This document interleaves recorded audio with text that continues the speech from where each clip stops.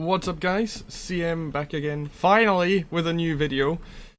Sorry about the lack of content guys, I've had a lot of busy scheduling because of work as well as suffering from a throat infection for the last week. So yeah, it's been a bit hectic for me. Been trying to fit in the odd stream here and there, but you know how it goes. If I can hardly speak and if I'm busy with work, you know, gotta fit in the right things, and also gotta recover from a sore throat. So anyway, I was talking to the guys in my Discord, and I ended up pitching the idea that I could do almost a retrospective review of tanks that I've already 3-marked, and though there are rather a lot of those now. There are 82 of them to be exact, and I'm not far off of my 83rd, which is likely to be the T54 Mod 1, but that is going to come much later.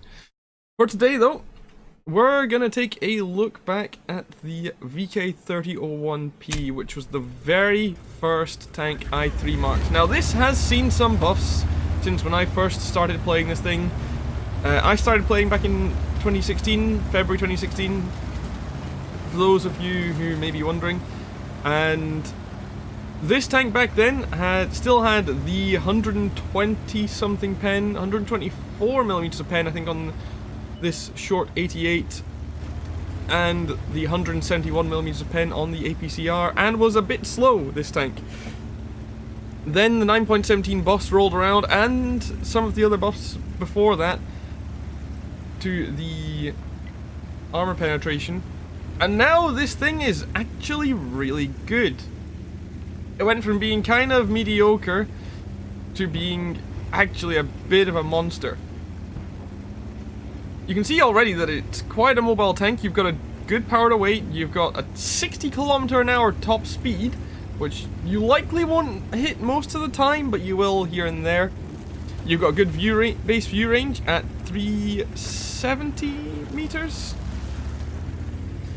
Your armor isn't anything amazing. You do have some troll parts of the gun mantlet, but other than that, you don't have much at all. So don't try and brawl with this thing. I mean, there will be miracle bounces here and there, but don't expect to be bouncing shots. Now, we're going to see one of the weaknesses of this gun straight away as we take aim at this Panzer IV-H. That first AP shot, if you saw that there, yeah, your shell velocity on this gun is not particularly great. So, long-range engagements, if you're using AP, are gonna be a bit awkward at times. It's not that you can't hit shots, it's just gonna be a little more awkward than, for example, one of the Russian 85mm guns, which do have higher shell velocity than this gun, at least on AP. You're also starting to see the mobility of this tank. This thing can reposition very quickly, as you'll see in this match. We have lost the 1-2 line. Obviously we're top tier in, well, almost 357, it's 366, but, you know, one tank ain't gonna make much of a difference here. And of course we're going to take this broken as fuck position right here. But what you're going to see is actually the damage output of this gun. Now excuse some derpiness from the camera there. That is me messing up my mouse positioning because, you know, first game of the day. Turned out to be pretty decent in the end, but my potato-ness will show for first game of the day. Churchill 3, he can't see us at the moment because we've got the extra camo provided to this bush, plus his base view range isn't that great, so... And it's always possible that he doesn't have a great crew, because, remember, the Churchill 3 is a popular crew trainer tank. So, put a couple of shots into him. I did expect to get spotted by the OI there, but turns out he doesn't have a great crew either. One shot into the side of the OI. That actually could have potentially low-rolled, as you see. We do have a little pen indicator there to show roughly the effective armor of what you're aiming at. We do take a shot at the T1 Heavy. Nice shot into him. We're getting a little bit of spotting here and there as well. We don't have a ton of support. We've basically got whatever RT is left, as well as the Panzer 38 NA and the 25 TP. T1 Heavy does go down. And now we're looking to keep the Churchill spotted. We do try and take a shot, but that was never going to hit. And now we take aim at the VK. Bit unnecessary, this APCR that I'm going to fire here. At that point in the match, I was kind of like, let's just get this done. This guy completely stalked, so he's never going to see us. And he gets stuck on the rock, so there he goes. Now we're looking around for the OI, so he's not been spotted for a little bit, so I decided I'm going to climb up here. All the rest of my team is chilling in the cap circle, minus the Panther 38, 25 TP, and one of the RT. There's the OI, still just over 550 health. But unfortunately for him, he's got 2 tanks spotting him, and we still have RT and the 25 TP. 25 TP and RT both getting a couple of good shots on him. We push onto the side. He doesn't have the view range to spot us, so we're just gonna, take shots. That was a bit of a potato one. I could have aimed that a bit better. But of course, this gun isn't the most accurate. But now we're on a... Basically, we're gonna win this one. There's no way the enemy team can come back from this. They've got no top tiers left, and their mid tiers aren't exactly that healthy, nor are some of them that tough. So the enemy ELC has sniped our Rudy and reset the cap. That means there's only one place that he's going to be. He's going to be on A8 next to the Hetzer, but in some of the bushes.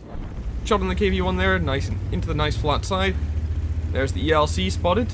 Enemy RT is now going to be trying to shoot all our teammates who are in the cap, which is going to be good for us, and not so good for those guys that are in the cap circle. But yeah, as you can see, getting across the middle of the map here, no trouble at all. 55 kilometers an hour, straight across. Remember, this thing, if it's given time and is on hard terrain, will hit that 60 kilometer an hour mark. There's the enemy RT, or one of them at least. Completely oblivious, so we just shoot him in the face with HE, and there's the AMX CLC. Now the HE on this is a bit lackluster compared to the Russian 85s. You've got about the same pen, but you get, you get less alpha. Yeah, you get 30 less alpha. So we take down the second enemy RT. We're gonna go for the second, well, sorry, for the third one. Enemy ELC is still alive, but has to deal with 2 RT in the Panzer 38 NA and doesn't have much health left. So we're just gonna pop over. There's the M41. Hello, buddy. How are you doing? You're probably not even... Yeah, he wasn't even looking at us. And then the ELC dies. So that was a nice and quick one. 2,300 damage, 4 kills. This was a Dimitri's medal for killing the 3 RT. And also a high caliber. This was only a first class, and the base XP for this right now, I didn't take any screenshots of the end plates, nor did I bother uploading it, because you're a lazy fuck. This was 1172 base XP for a first class at tier 6. So this tank definitely does pretty well these days. Trades pretty well with mediums of the same tier. You will get out DPM'd here and there by the likes of the Cromwell and the T-3485M, but you do still have one of the better alpha damage numbers out of all the mediums at that tier. Obviously only outshone by the likes of the 40 TP, that's the Polish tier 6, and the tier 6 Italian tank, the P43 BIS. But you do, and those do have better frontal armor, but they have much worse DPM. Their guns are actually more derpy than this one. So do keep that in mind. Plus, they're also a lot slower than this thing, so the ability of this thing to simply get around the map is going to be very, very helpful for you. So really, it's gone from what used to be really kind of mediocre to actually being pretty good. You'll be able to get around the map, put in those 220 alpha shots where you need to. Like, obviously the pen's gonna struggle when it comes to tier 8s and certain tier 7s like the Oni, for example, but you'll be able to deal with most things of your same tier and a lot of the tier 7s without any trouble at all, as far as, you know, damaging them. Just bear in mind that you do not rely on your armor in this thing. You rely purely on your mobility and your alpha damage to do well in this tank. Plus, remember, you do have decent enough view range, so you can spot here and there, but I wouldn't rely on that in this tank either. Anyway, guys, I hope this was helpful for you. This still remains one of my favourite tier 6 mediums, by the way. It was for a long time after the buffs, and I think will continue to be honest. I still have a couple of others left to try, of course, like I've not gotten to the Italian or Polish tier 6s yet, but expect reviews of those when I can get them out. Other than that, that's all for today, guys. Expect more videos soon, TM. I might actually do another one after recording this. Who knows? Until then, guys, catch you later.